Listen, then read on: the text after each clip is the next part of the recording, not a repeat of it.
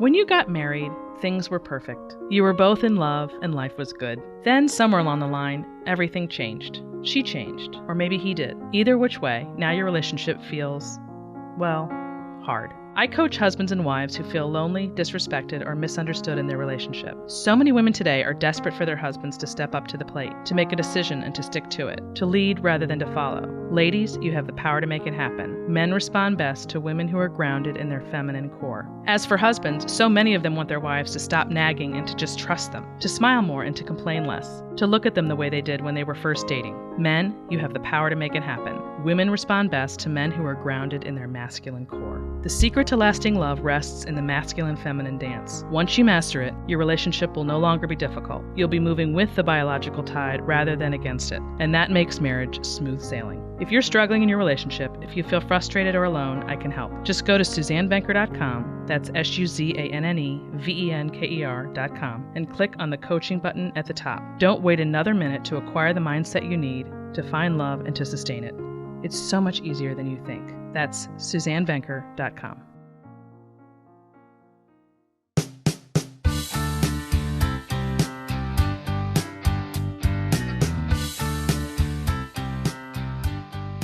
Welcome back to the Suzanne Venker Show. I'm your host, Suzanne Venker. Do you believe the future is female?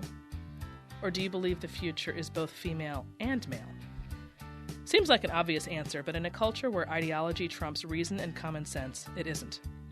Americans today live with a constant drumbeat of narratives that promote women over men, and the most impressionable among us, namely children, are being raised to think women are somehow superior to men and that men are flawed by nature. My guest today knows that if we only root for one sex to win, both sexes lose. Lisa Britton is a writer, activist, and entrepreneur who believes all children, boys included, should be empowered to live their best lives. She has taken her mission all the way to Washington, D.C., where she has met with lawmakers, encouraging them to focus on real issues affecting society and helping them work towards solutions. Lisa joins me now on the phone. Welcome, Lisa. Hey, Suzanne, what's up? So nice to talk to you. Good to talk to you, too. Thank you for having me on. Thank you. So I need to tell you, one of the reasons why you caught my eye, and I guess it's been in the last 6 months or so, is because of the fact that you truly understand how destructive feminism has become, and your age makes that kind of interesting. Like, I don't know exactly how old you are, but I can tell from your face, your beautiful face, that you're on the younger side. And that's unusual to find somebody on the younger side who really, really gets it. So I'm wondering how you became so passionate about what's happening between the sexes, and in particular with men and boys. Okay, so I'm in my early 30s. I kind of come across a little younger, but in my early 30s. Oh, that's young for me. That is young for me. Yeah. Well, some people are like, wow, you look like you're 20 years old. And I'm like, okay, I'll take it. Okay. But I live in Los Angeles, and I write children's books. So right away, I kind of stand out as a different voice on this issue because I know there's a lot of people who've dedicated their lives to bringing awareness to this. So I think that's why I kind of their interests are picked up on from listening or watching me. But how I got into this was I was actually the typical liberal girl living in Los Angeles, feeling like I was a victim, walking around feeling like I was a victim because that was instilled in me since childhood. And I ended up actually volunteering in Tanzania. My brother built a school there. And I was focusing on the girls in Tanzania and indigenous children. And I saw what true inequality looked like. Like some of the daughters were being sold for $25 or traded for a goat to older men. So my brother, his school, the girls there, if they're students, it's illegal to sell your daughter. So they like to focus on female empowerment in these communities. So after I was there, I came back and I was motivated. Wow, this is amazing. I'm going to help. And I got a response from people when I got home of them saying, well, why are you helping over there? Girls are unequal here. Do something here. So right then, I was like, wait a second. Like, this doesn't seem right. Like, I just witnessed true inequality. and people are more concerned about what's happening in the United States, it was a little worrisome. Nothing like a big shot of reality, right? Exactly. So then, come the election in 2016, I was kind of didn't know which side was looking at. I was looking at everything that was happening, still kind of like that liberal mentality. And then when the first women's march happened, I was like, you know what? I'm going to go downtown and check it out. There's a big march in downtown Los Angeles. So I went down with just like open to seeing what was going on. And I saw a lot of little girls walking around with pink hats on, like 4-year-old girls. And it hit me. I was like, wait a second. Why are we instilling in these impressionable girls that they're somehow viewed less than, that they're at a disadvantage? Why are we instilling that in them now? They're going to grow up and think that for the rest of their lives. It's not true. So that's when it really hit me, like, wow, this has been a cycle where we're encouraging little girls to believe that society views them less than. So then I was like, I'm going to start writing my children's books to teach girls that they're equal, that they're capable, they're not victims, they're just right away, they can do anything they want. They can become a mother, they can become a doctor, they can do anything. So it was really to like make them not have that victimhood mentality. So I thought, just because I guess I was naive, I thought that since Democrats are always speaking about, oh, we're the party for women, like, I'm going to try to meet with lawmakers as if, like, I had this big realization, like, we can help women by doing this. So I started going to D.C. I love D.C. and trying to meet with Democratic lawmakers. Most of them wouldn't even meet with me. But then the ones that I did meet with, they kind of just had a smile on it, like, oh, that's nice, and shooing me out the door. They didn't care that what I was saying. How did you pitch it? So what was the pitch that they were receiving, that they were rejecting? I was like, I feel like if we truly want to make change and we want girls to be equal and everybody view everybody as equals, we have to stop teaching them that they're viewed as not equal. Yeah. Okay. Yeah. And they were looking like kind of nodding their heads. Oh, like, yeah. Oh, that's nice. And in fact, I bet it was hard to even get a Republican on board because even they are too chicken, in my opinion, to face the reality of that. But anyway, go ahead. Well, it's hard for them to, but when I really started moving into the boy realm was how Republicans did want to meet with me with open arms, like different offices. I was like, maybe I'll try the Republicans. I would start emailing them, and they'd respond right away. Yes, we'd love to meet with you. Can we meet with you? This, that, blah, blah. So I was like, wow, okay. Good. So I started meeting with Republican offices and leaders. And then it was actually John McCain's staff. I met with John McCain's staff, and they were the ones, one of his staffers was like, why don't you write a book for boys? And at first I kind of looked at them and I was like, boys? But why would they need to be empowered? And they're like, no, I think this is an issue that you should address. So I was like, interesting. So I went home and I started doing my own research on it. And I was like, oh my God, like it was a slow process of me basically, as they say, taking the red pill, but it was like a slow process of me realizing, wait a second, this is like a big issue. And then over the past year, I've really, I've gotten to know a lot of like scholars on the issue and people who are really trying to make a change. And they've educated me to such a far extent. And now it's like I took my blinders off after my entire life believing a certain narrative. And it's just that this narrative is actually very destructive. Oh, it's terrible. Let me just interrupt you for a minute. Do you feel like you just got it from the culture, or do you remember getting it in schools and at home and just hitting you everywhere, the victim mentality?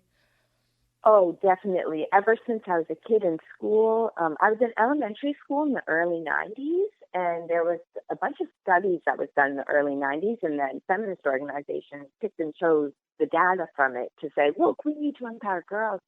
So in the early 90s, it really felt like there was like a girl power push when I was in elementary school. And I even remember when I was a child, I noticed that a lot of the boys in my class were being like diagnosed with mental issues, like ADHD and stuff like that. And they were being told more like, sit down, shut up, as girls were saying, stand up, be loud. And I remember noticing that when I was a child. So now reflecting on that, I'm like, wow, like that's really where it started.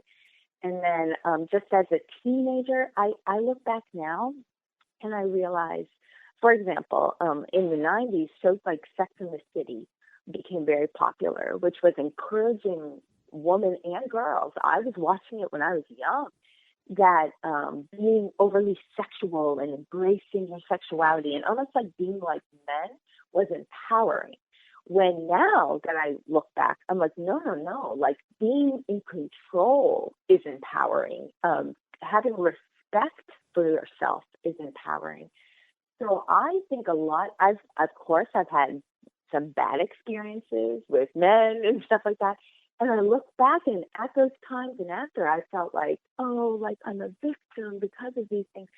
But I realized if I felt that I was in control of my own destiny, that I wasn't just inherently a victim because I was a female, I could have avoided being in pretty much every bad situation that I have found myself in my lifetime. What, in your opinion, makes it easier for you to have, maybe it's just how you explained it now, what your experiences were, but why it's easier for you than maybe some of your contemporaries to get this?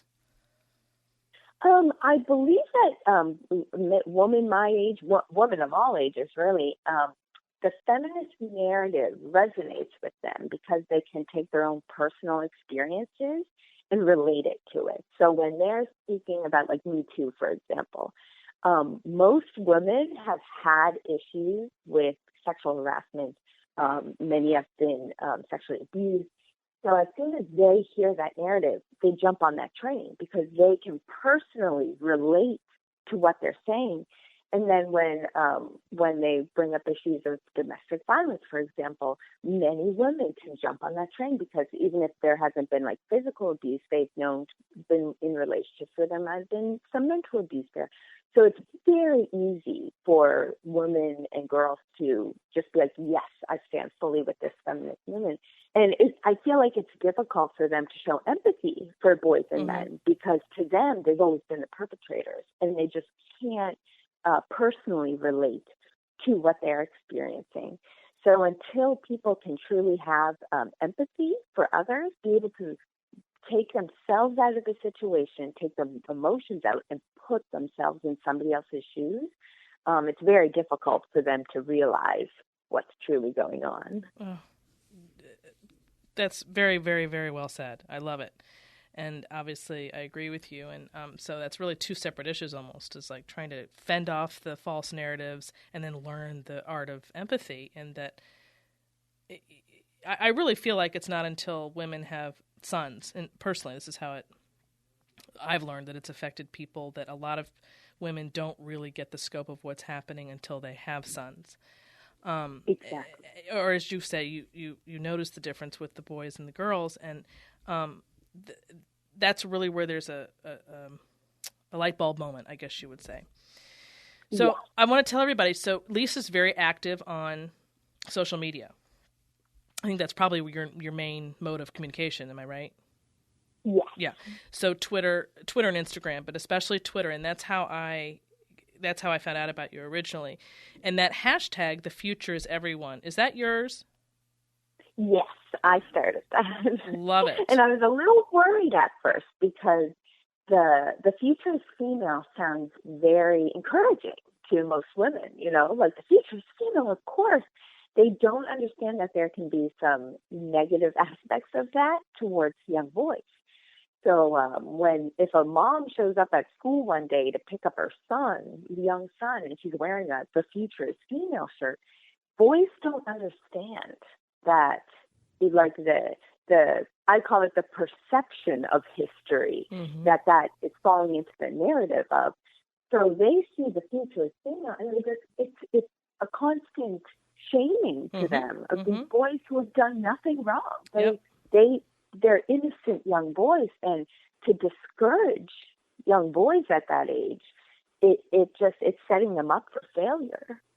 Absolutely. No question about it. And there's really nowhere for them to go, because the worst part of it is that they're feminists are so unbelievably wrong about men and boys. They're just so wrong about how they perceive them and what they really want to do and how wonderful they really are and how much they want to love women, not oppress them. And so it's just one big, giant lie. Really, there's no other way to put it. Yes. Does your marriage or love life feel hard? I get a lot of emails from readers who are struggling in their relationships. Unfortunately, the help an individual or couple needs can rarely be answered in a series of back-and-forth emails. For this reason, I offer coaching for individuals who are struggling in their relationships and for couples whose marriages feel stuck. Just go to SuzanneVenker.com and click on Coaching at the top to sign up for a session with me. That's SuzanneVenker.com.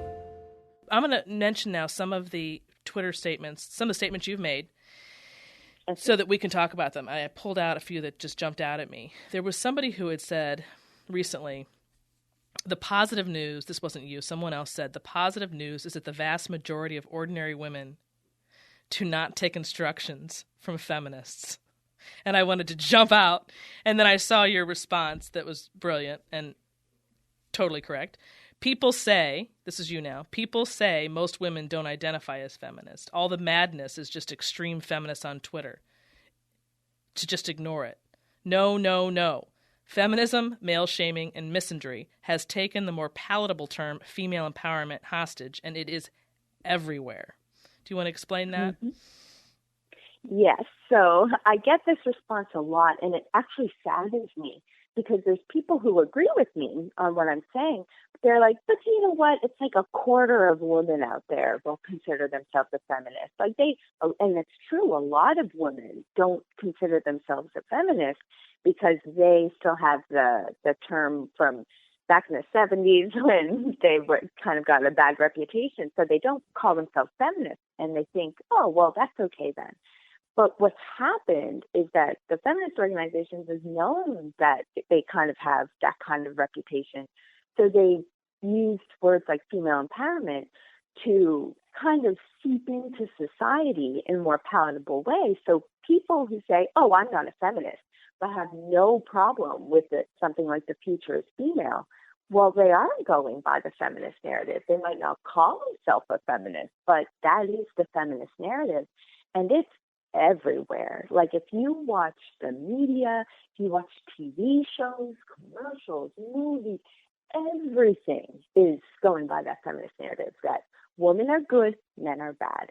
And so when I see people say, oh, nobody listens to those crazy people on Twitter, it's like, yes, but their messaging is what seeps into society. And they're not understanding that there's a huge disconnect between the large group of everyday women who do not identify and the very, very small but vocal and powerful group. The ones, it's a minority, but they have the power.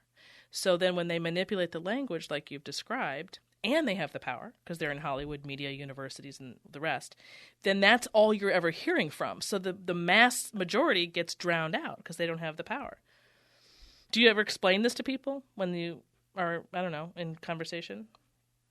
Oh, yes. I tell people all the time. It's funny because in LA, most people don't necessarily agree with me right away. But once I start chatting, even for a couple minutes, their eyes open. Like, they're like, oh, my God, like, you're right. Every time. Twitter is a little interesting because people try to attack people instead of having a conversation. But in the real world, even if somebody's like, no, you're wrong, within 5 minutes, they're like, oh, wait a second, you're right. Like, this is interesting. Very much so. Okay, so here's another one. You said that you rightly point out that females make up, of course, nearly 60% of college students now. Boys are falling behind girls in every subject. They're more likely to fail, get suspended, or drop out of school. Women under 30 without kids are already out-earning the men. And yet, all we ever hear is empower girls, as though it was the complete opposite.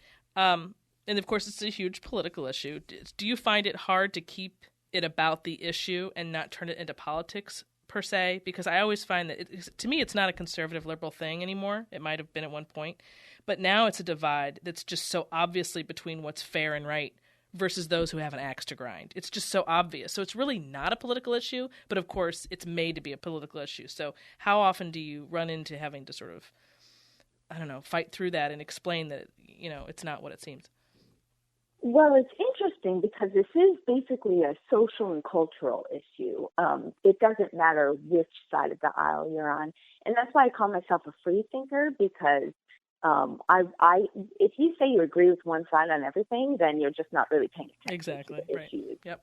So I agree with Republicans on a few things. I agree with the Democrats on a few things. But I call myself a free thinker, and I go by what I believe. Unfortunately, this is a cultural issue. It's men versus women on all sides. There's feminists on the Republican side. But I feel like it has really become a political issue because it's being used as a political tool when it's needed. So when politicians try to perpetuate victimhood onto women to get their vote, it does turn into a political issue. You can see it right now in the Democratic Party with the females running for president. This weekend, I pointed out on Twitter, there was a lot of attacks of sexism from the female candidates. Elizabeth Warren called Biden sexist for calling her angry. And then also Amy Klobuchar called it sexist that Pete Buttigieg was higher in the polls and said that if a female candidate has his experience, she'd never see the debate stage, which I find ridiculous because Marianne Williamson was on the debate stage and she wasn't in the military or a mayor of a city. So I noticed this weekend they were really pulling out the sexist attack rather than being criticized for either their positions or how they're doing in the polls.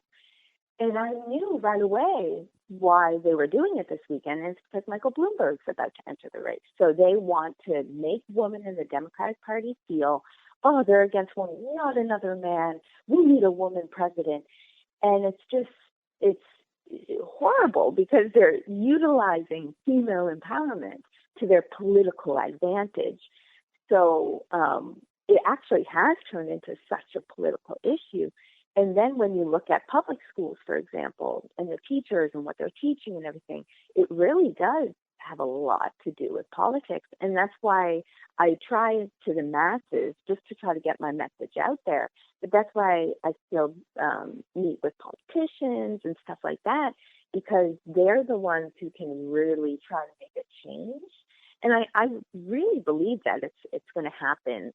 We might see a rise on both sides over the next year because I feel like leading up to the election, I always say this, Donald Trump was the greatest gift to the feminist leaders because I know what you're going to say. Yeah, it's just whether you like Donald Trump or not, he's kind of like the symbol that they can fight against. I know. Like the wealthy man who was misogynist, like all of these different things that he's accused of. He's like the boogeyman in the flesh for them, So I can imagine over the next year we're going to see even an uptick in this whole female empowerment. Oh, yeah. But I really think that people are starting to pick up on this. And I think over the next year, we're also going to see an uptick in people raising concern for boys and young men in the country. Well, I hope so. Yeah, I really. I want to say I want to get to these. You wrote something too, a whole list of ridiculous feminist lies that we're going to get to in a second here. But I want to ask you, or just say that I love the fact that you're focusing on children with this issue, because I think that's very unusual, and that's one of the things that piqued my interest when I found out about you. Because first of all, you're right, of course, to get them. For your focusing on the children is sort of like offsetting feminists trying to get them when they're young to brainwash them. If we don't focus, as you are, on that age group and we just stay focused on the adults, we're really missing an opportunity there. So your children's books, I'm curious about, like, how many are there, and what are the stories, and what's the message in those? I mean, I can imagine what they are, but go ahead and tell us. Well, I have 4 books right now. I have one for boys, to empower boys, called I Am a Champion. And it's to teach boys that they're strong, that they can do anything that they want. Like, because the funny thing is there are a lot of speaking points that the feminists do bring up about men, like having one version, let's say, of a man isn't right. There's many different types of versions, but you don't shame men for men are bad men. And like, I disagree with their tactics entirely, and I disagree with the term toxic masculinity. I disagree with all of it. So my book is to teach boys, like, they're a champion being who they are, and they should work hard, and they can work hard in school and motivate them, and they can really be anything they want. So it's like an empowering book for boys, which you don't see that often, and it's not telling them they're wrong or bad. It's telling them they're good. Like, what they are is good. Being a boy is good.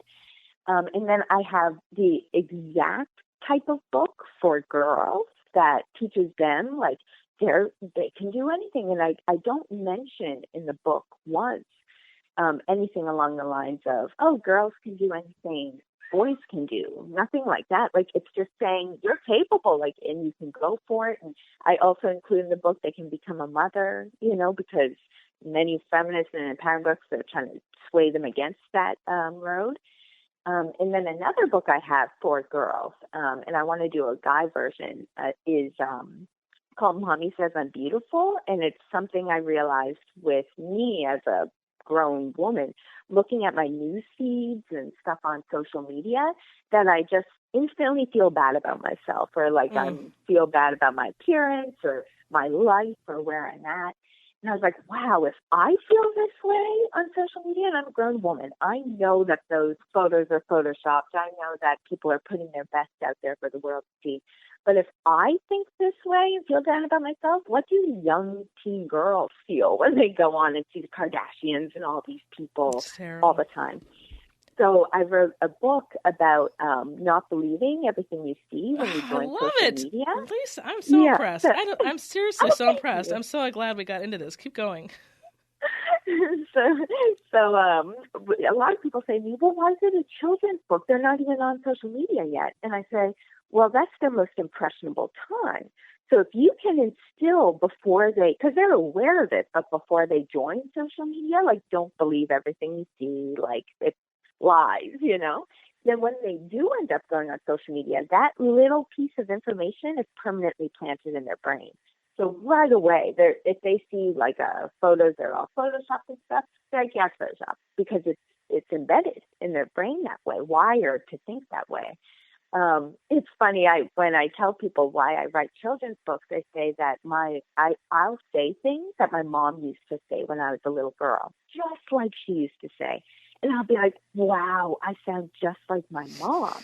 But it's not just because, like, oh, I'm like my mom. It's because when I was impressionable, she would say things, good or bad, and it stuck with me forever. Oh, no question. Because it's wiring your brain at that time. So I'm like, well, let's interject it with positive things to think, rather than interjecting it like they're doing now, saying they're victims and they're treated less than. Let's interject saying, no, you're equal. There's no like you are capable of whatever you put your mind to. And then I have a fourth book for boys and girls about cyberbullying. So it's to do the same thing, interject before they start going online. But it's about parrots. It's called Mimi the Parrot. And it's a bunch of parrots who start picking on somebody at school and on social media. And one parrot stands up and says, I don't want to be a parrot like everybody else, and stands up for them. So it's to try to instill in kids' minds at that time, so when they go online and they see people cyberbullying, all they think of is parrots. All these people are parrots. I don't want to be a parrot. So that was the fourth book. And then I'm working on a new book, which is coming out within the next couple weeks. And it's for boys and girls. And it's on school safety. And I actually partnered with Andrew Pollack on this book. So it's coming out within the next couple weeks.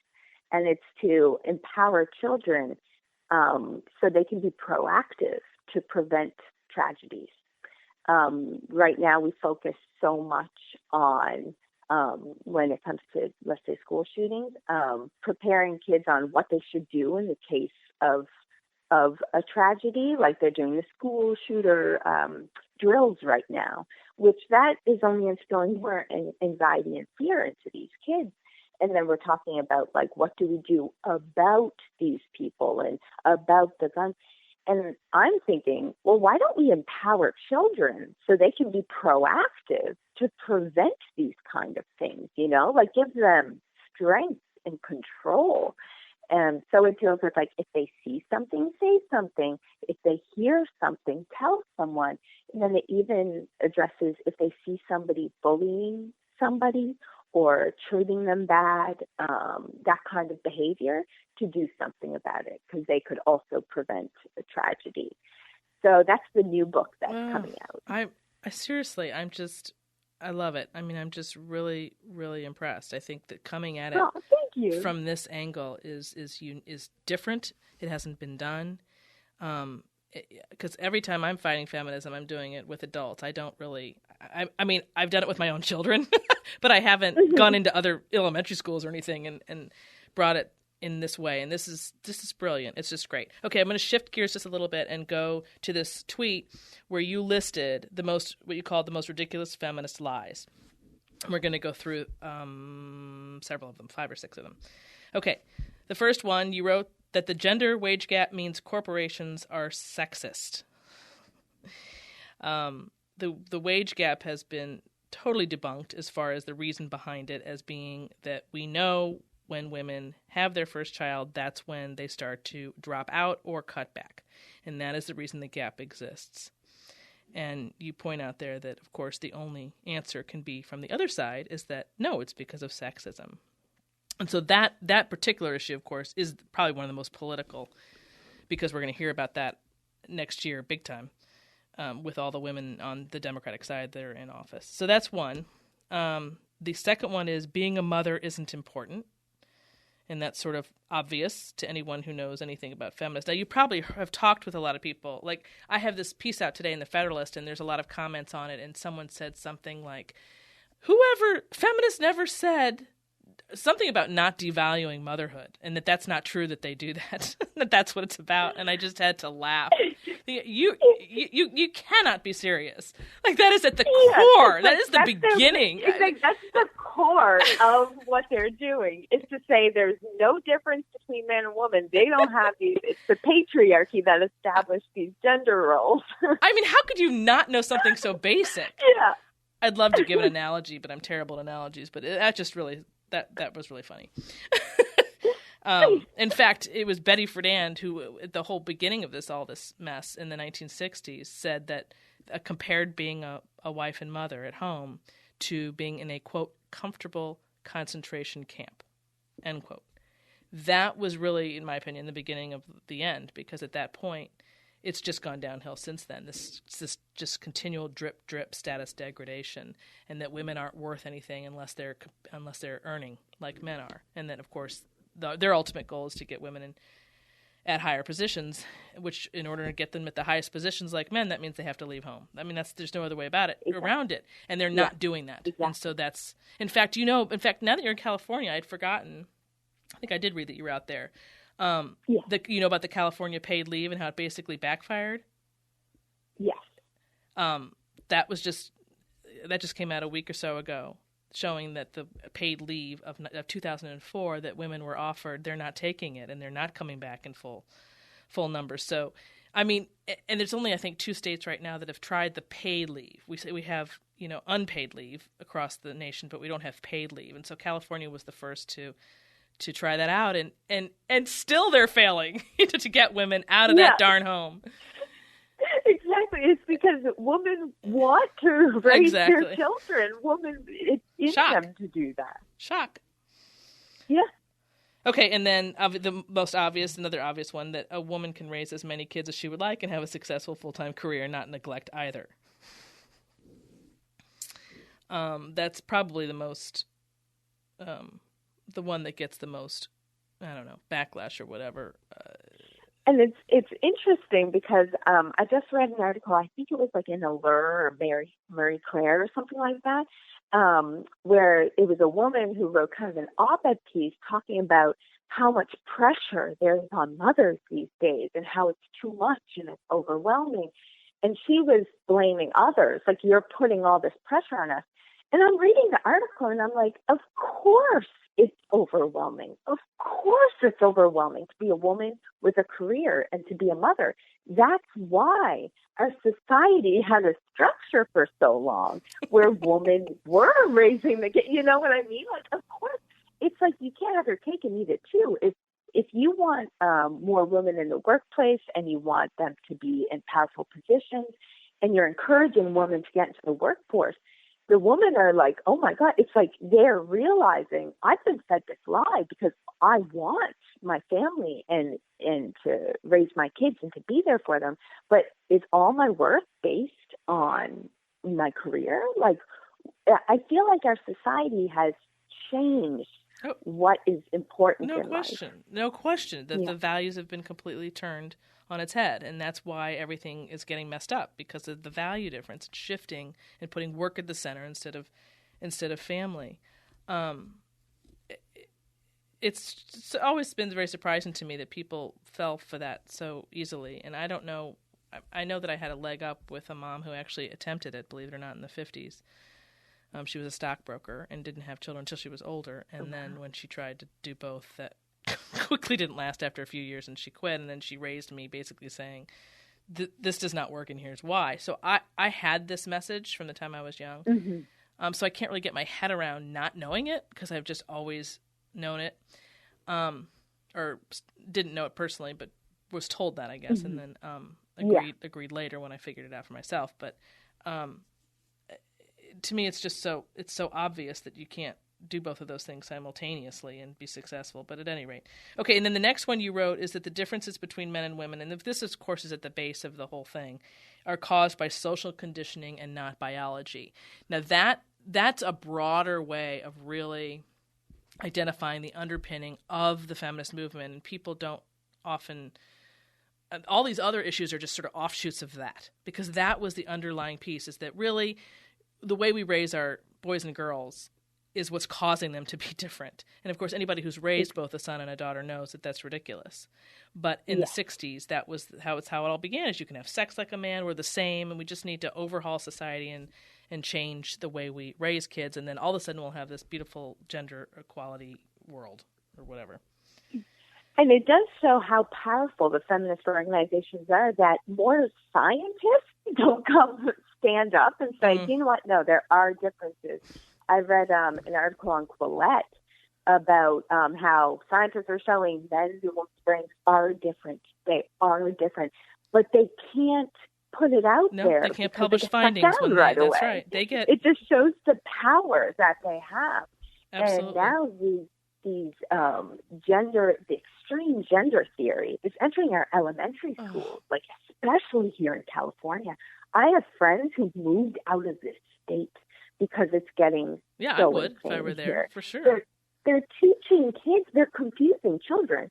They're making it look like they're being inclusive, which I believe, you know what, if when there are children who are confused, we need to help, we need to be inclusive, all of those things. But they're not helping, by doing this, helping the children who are confused. They're purposely confusing all children. It's terrible. And it's terrible. And these kids don't need those like the stress of what gender am I and stuff at that time. It's ridiculous. Well, it's ruining their childhood. It's totally ruining their childhood. They're not going to have a childhood.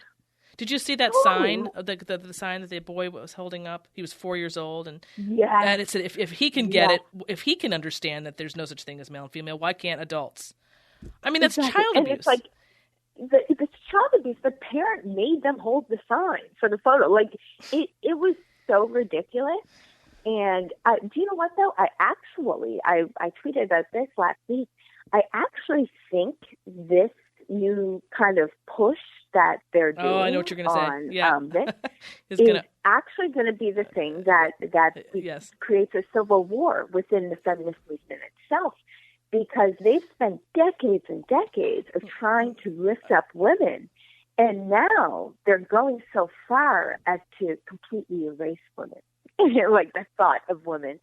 And when Always announced that they were taking the female symbol off their packaging, the outrage that was brought out, like, yes. Excuse me? Like, this is something that is very offensive to women. Like, how dare you, like, bring on this narrative? And especially in Canada right now, there's a lot of women who have been in the feminist movement, speakers and stuff, who are speaking against this narrative, saying it's going too far, because it is. And then now these feminists who are having these speaking engagements, and there's protesters protesting them at their speaking engagements. So you're seeing like a fracture happen within the movement as we speak. So I said last week, they've been wanting a gender war for a long time, but it might be a civil war within the movement itself that is the war they actually get. Well, and you know what the biggest disconnect is that I think will move people if they can have this presented to them, is that the whole argument originally, as we said before, was that there's the differences between men and women are caused by social conditioning and not biology, right? Well, then if that is true, let's just pretend that's true, which of course it's not. Then how is it that simultaneously you're born in the wrong body, all of a sudden biology becomes the thing that the transgender argument relies upon? They're saying it's not the way you're raised; they're born this way. You know, whether you could say that even whether they're gay or transgender, all of a sudden biology trumps the upbringing. But the whole premise is that no, biology isn't real. So which is it? Exactly. This is exposing. This is, again, why I think this is going to be the thing that kind of causes a fracture, is because it also shows there's been a big push lately for like drag kids. I don't know if you've seen this. There's like a documentary coming out about drag kids. It's like a new popular thing, and then they're having people dressed in drag at elementary schools and libraries reading to kids. Yes, I have seen a little bit and stuff like that. And they're glorifying these young children who are dressing up in drag, and they're kind of showing, wait, so feminism, like being a feminine or being a woman, is all about makeup and hair and wigs and clothes. It's again putting a hole in their narrative. Like, they're imploding. It's imploding. The whole movement is imploding upon itself. Exactly. And I think if this keeps going the way it is, people are really going to start being like, whoa, wait a second. Like, this, what are they doing here? Right. It's going crazy. Yeah. And then my favorite one that you wrote is the lie that men hate women and work to disadvantage them at every opportunity when they are our lovers, friends, family, and confidants. And this can only be recognized or written by someone who clearly has men in her life whom she loves. Mm-hmm. And it's very clear that women who do would understand this. But again, it's the ones in power who don't really have good relationships with men at all, who are painting men to be something that they are not. And the scope of how wrong they are is just, I still sometimes can't believe it, because men are really the exact opposite of what feminists charge them to be. Exactly. I always say, I don't understand why we should blame and shame all boys and men for unacceptable behavior of a few men. That's insane. We wouldn't say all women are this because a majority do that. You know, like, that's just wrong. Of course we wouldn't do that. So to create a narrative that, like, all men are inherently bad and they're the rapists, they're the killers, they're the abusers. No. I wrote a tweet a couple weeks ago where I said, people always say it's men who kill, it's men who rape, it's this and that. I actually know, and this isn't to be mean to women or anything, but the only murderer I actually know personally who's literally in jail right now for murder is a woman who killed her husband for his insurance money, the father of her 2 teenage daughters. And he was a great guy. So I'm like, where is this narrative that's only men who kill? Like, it's bad people who kill. And there might be more men, but that doesn't mean all men are killers, It's a narrative that is to make women feel like they're victims and they should live in fear and fear men. Absolutely. Absolutely. And your final, most ridiculous feminist lie is that feminism is still needed today. I liked that one. Yeah. Because that's the one you hear over and over. We're so much more work to do. So much more work. Yeah, so much more work. I actually got in a debate with a man. It was a very interesting debate that I had. I mean, he's a very intelligent man. He's actually expert on climate change. But it kind of proved to me that even if somebody's an expert in one field, they can be confident and think they're right 100% about another topic, but they are misinformed. And their confidence is what kind of pushes this along. But today, and this goes back to when I was in Tanzania, female empowerment globally can help the world in developing countries like Tanzania. Mm-hmm. Female empowerment can help Definitely. The economy. It can. I always say, why don't feminists just go over there and stay there? Just go, Exactly. Other countries and do their thing. So, and just for example, by empowering girls to go to school there, their parents can't sell them. So a lot of the feminist organizations will say globally, female empowerment results in less violence. It results in improving the economy. It helps with ending poverty. Yes, female empowerment in developing countries can help lift them out, and it's needed. But you can't relate what's happening in those countries to what's happening in Western countries and in America today. They're using the fact that female empowerment can help in developing countries to why we need more female empowerment in America. And it's like, well, the pendulum has swung in the other direction in America. So if we just keep doubling down on only empowering girls, we're going to see more violence and more destruction. It's going to hurt our economy. The Fed chair, Jerome Powell, he said that one of the top two issues facing our economy is the peril of young males' decline. So it's like what we're seeing now, they're using female empowerment being needed in developing countries to raise up women here, which is only going to have the adverse effect. Like it's going to go the opposite way.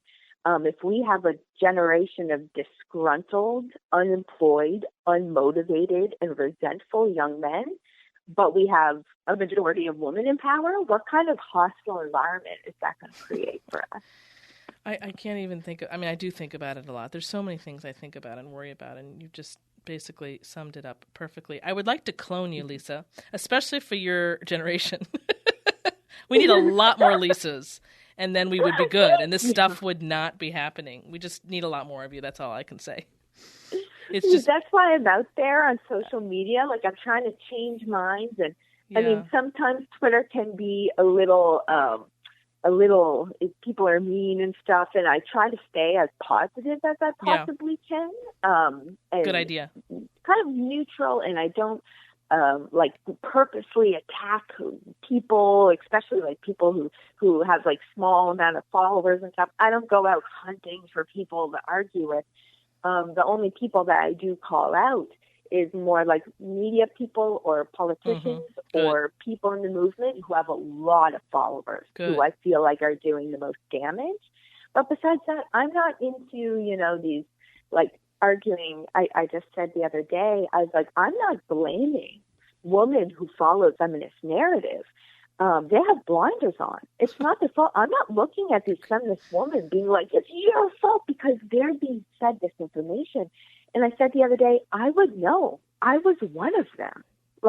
I'm not attacking the woman. I'm trying to open their eyes to what's happening. So it's, people will say, oh, well, it's not that big of a deal. No, it's a very big deal.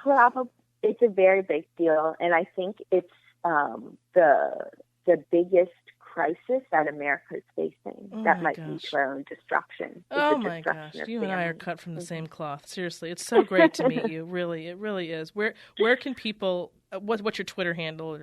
People can find me on Twitter at Lisa Britton. And that's Britton. We always have to spell everything out here. Britton. Okay. And same on Instagram, too. I'll start posting more photos. Some exciting things are coming down the road. So I'd like all of your listeners who agree with you and I to know that some big things are going to be happening soon. I can't wait. Well, I will certainly be following you, and I'm sure people who are listening will as well. It's just been so great talking with you, Lisa, and I hope you come back again. Definitely. Thank you so much for having me. Thank you. Have a good day. Well, that wraps up another edition of the Suzanne Venker Show. My guest today was Lisa Britton. That's Britton. And don't forget to tune in next week for the inaugural episode of Suzanne Venker Unfiltered, where I take a break from interviewing a guest and talk to you all directly about the issues of the day. Thanks for listening, everyone. Have a great week.